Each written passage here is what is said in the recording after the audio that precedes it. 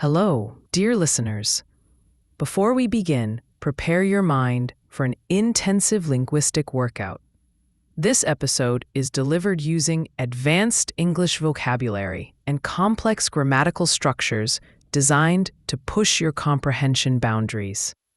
We will explore concepts like neuroplasticity and cognitive architecture, essential terms for any serious learner. Listen closely, because understanding this story isn't just entertainment. It's your next step to native-level fluency, the impossible promise. Forget the rote memorization, the endless flashcards, and the slow, grinding pace of traditional language classes. What if the secret to fluency wasn't more effort, but a radical cognitive trick? Today, we're diving into the mental architecture of hyperpolyglots to uncover the weird methods they use to achieve impossible speeds.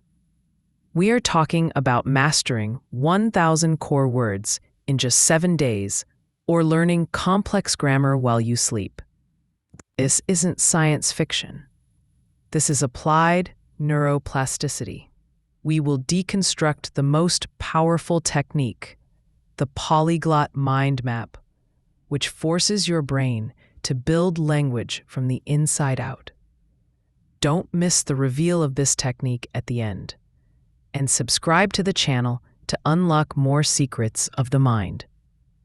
The linguistic paradox and the failure of isolation.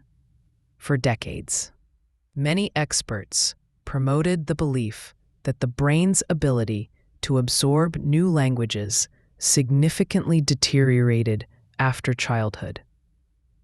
This persistent belief, unfortunately, became known as the critical period hypothesis, and it served as a scientifically sanctioned excuse for slow progress among adult learners. The hypothesis suggested that without the effortless flexibility of a child's brain, adults were sentenced to a slow, structured, and often frustrating, grammar-focused journey. It became the foundation of modern educational philosophy, which often fails to inspire. Yet, this antiquated theory is utterly debunked by the existence of modern hyperpolyglots, people who routinely conquer entirely new languages in months, not years. Think of Luca Lamparello, who learned Chinese in months, or Tim Ferriss, who advocates for brutal efficiency in learning. The real problem isn't the capacity of the adult brain. It's the profoundly ineffective methodology that we impose upon it. The adult brain, in fact, is designed for change, a phenomenon we call neuroplasticity. This biological superpower allows your brain to form new pathways even late in life, provided you give it the right, compelling instruction. The key, therefore, is simply knowing how to force the brain to believe that language acquisition is a matter of immediate, life-critical importance, similar to survival. The failure starts with the fundamental unit of learning, the word. Traditional vocabulary building is flawed because it presents words in isolation, disconnected from context, emotion, and action. When you struggle to memorize the English word curtain, you create a single, tenuous link between the English label and its translation. This weak connection is easily severed under stress, during recall, or after a long break from studying. The word is stored not in your useful, long-term memory, but in the brain's equivalent of a short-term holding cell, awaiting deletion. The polyglot, conversely, does not store isolated labels. They store scenarios and interconnected sensory experiences. For example, when learning the verb to retrieve, you create a mini scenario. You visualize your dog running into the forest to return, to retrieve, a wet, foul-smelling ball. In this scenario, you simultaneously anchored the verb to retrieve, adjectives, wet, foul-smelling, and an action, running into. It's an entire event. Polyglots understand that language is not a dry list of labels, but a dynamic system of actions, emotions, and objects operating in a spatial, three-dimensional environment. This brings us to the most effective cognitive cheat code known to humanity, the mind map. In our context, the mind map is not just a diagram. It is a system of spatial architecture based on your own home. The power lies in your brain's unmatched ability to navigate familiar spaces. The mind map uses this spatial memory by assigning each room in your home to a specific category of words, moving the language from fragile verbal memory to robust spatial memory. The genesis of the mind map, the 5 rooms step-by-step guide. Listen up. This technique I'm about to reveal isn't academic fluff. It's simply the oldest and coolest trick for memory that exists. It was used in ancient Greece, called the memory palace, method of loci, to memorize speeches lasting hours, and we are just modernizing it for rapid English acquisition. Why does it work? Because your brain isn't a computer, it's a hunter-gatherer. It perfectly remembers where you put things because that was critical for survival. The polyglot mind map uses this ancient instinct, turning boring, abstract words into physical objects that you strategically place within your own personal residence. Your goal is to make your brain believe that the language is a new room you are exploring, not a test you are taking. Step 1. Transforming your home into a learning hub. Choose the most familiar space in your life, such as your apartment or even your favorite childhood home. Now, we will mentally assign each room a thematic cabinet for words to avoid chaos. Assigning a thematic cabinet means deciding exactly what you will store in that room. For instance, in the kitchen, you will store only verbs, and in the garage, only complex abstract ideas. You are converting each room into a thematic filing system for words. Here is how we divide the space into 5 distinct semantic hubs. Hub A, the core, the kitchen or living room. This room is your linguistic survival kit. If you forget these words, you can't even ask for tea. What to store? Verbs of movement, most common adjectives, prepositions, numbers, words you use every hour. Anchoring examples. The word to walk should be imagined as engraved on the refrigerator handle because you constantly walk to it for a snack. The word important always rests on the kitchen table since that's where important conversations happen. The word underneath, under, should be glued to the rug by the doorway. Hub B, the action hub, the bathroom or bedroom. This room is about you, your feelings, and routine. It's your personal, intimate vocabulary. What to store? Verbs of self-care, emotions, and daily routines. Anchoring examples. The word to hope should be anchored to the mirror because looking at yourself, you often dream and hope for the future. The phrase, I feel weary, I feel tired, is tied to your pillow, the place you feel physical decline the most. The verb to conceal, to hide, should be placed inside the medicine cabinet, where you store things you don't want to show. Hub C, the temporal lobe, the hallway or staircase. Since time is always moving, this zone must be dynamic. Stairs are the perfect symbol of progress. What to store? All verb tenses, numbers, abstract temporal concepts, decade, century. Anchoring examples. The complex structure will have been doing. Future perfect continuous tense lives on the first top step, as it's the furthest, most complex time. The word yesterday is connected to the front door, where you just entered, leaving the past behind. On the clock at the end of the hallway, you must place the word delay as it measures your time. Hub D, the abstract sphere, the attic or garage. This is the storage unit for words that have no physical form.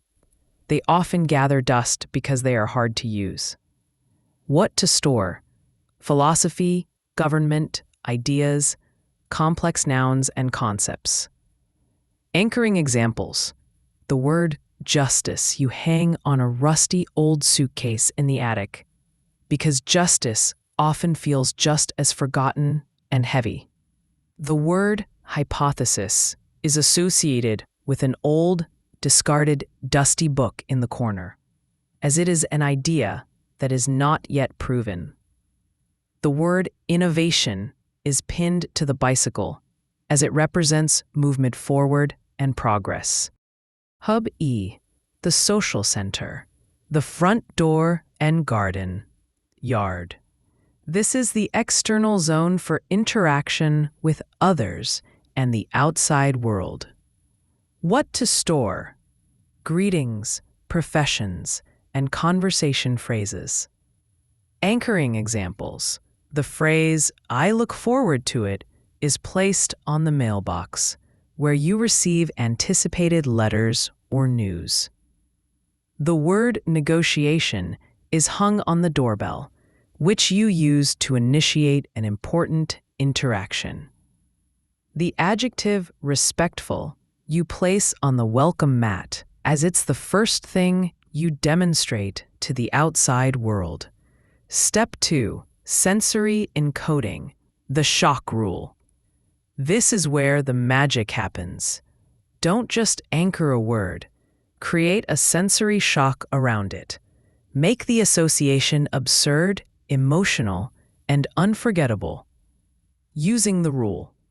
We are learning the verb to shatter. Create the scenario. This word is in your kitchen, on your favorite mug. The sensory shock. You must feel the sharp, painful sound of that mug shattering on the floor. Feel its fragility. And the intense frustration of the loss. The result. Now, when your brain tries to recall the word, it first recalls the emotion and sound associated with that disaster, and only then delivers the word to shatter. You are turning abstract language into a multi-sensory experience that is simply impossible to forget.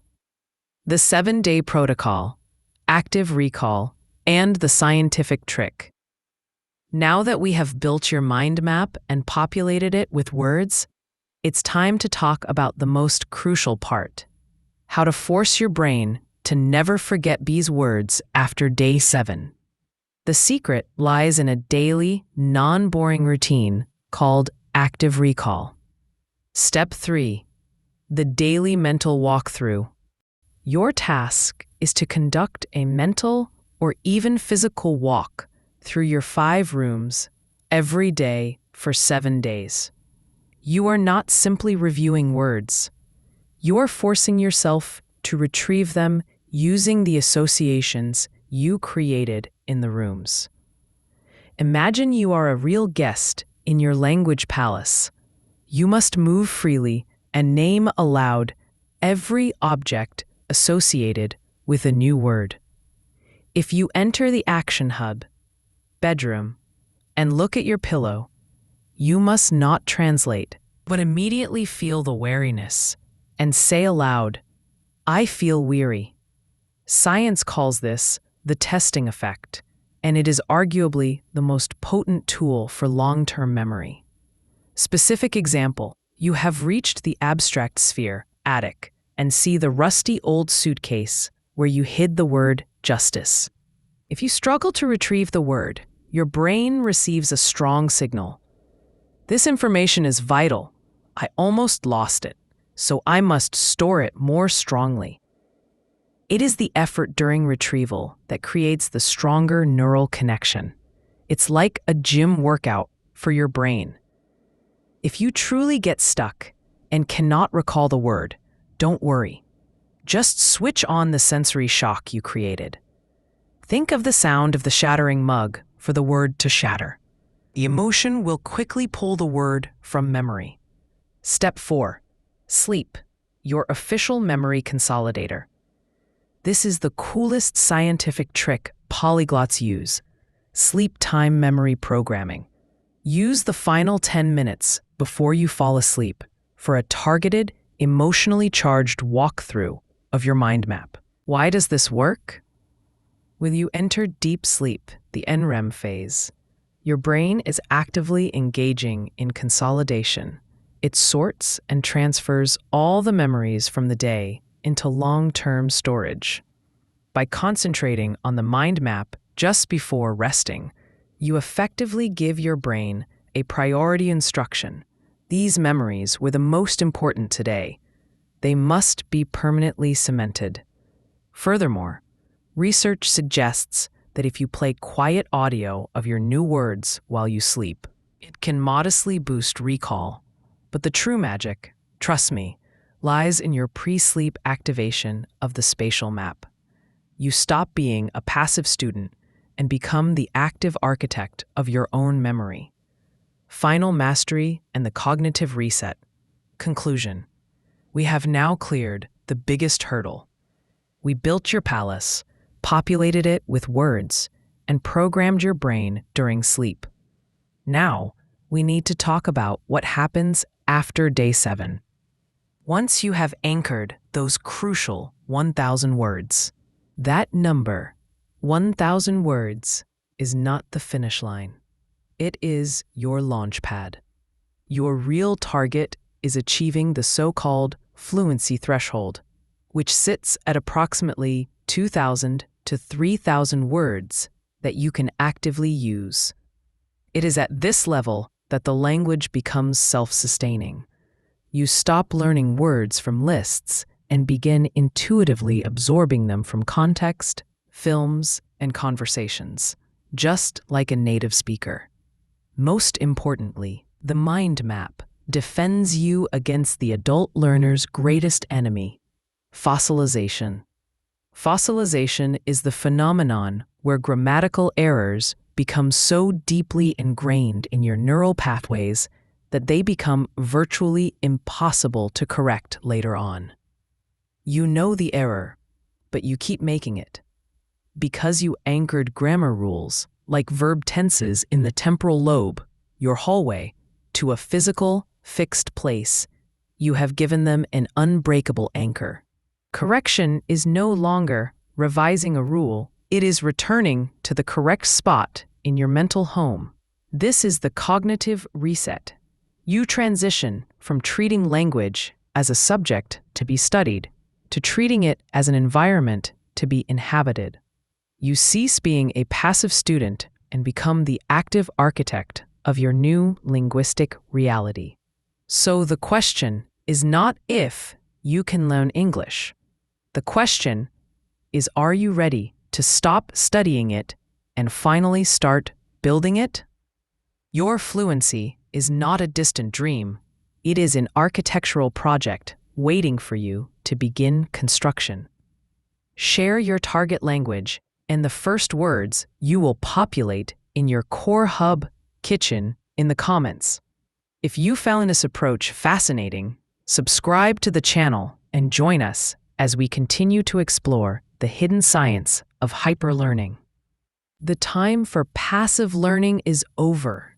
You now hold the master key to rewiring your brain, a powerful architectural blueprint that defeats forgetfulness. Don't let this knowledge gather dust on your mental shelf. Your mission today is simple. Go to your kitchen, your core hub, and anchor your first 3 words using the sensory shock rule. Tell us what those words are and which object you attach them to in the comments below. Did you tie "to explore" to your dusty spice rack? Let us know. This channel is your dedicated guide to cognitive supremacy. If you are serious about achieving fluency, you know what to do.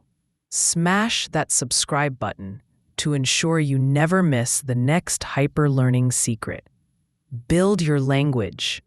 Build your future. See you in the next one.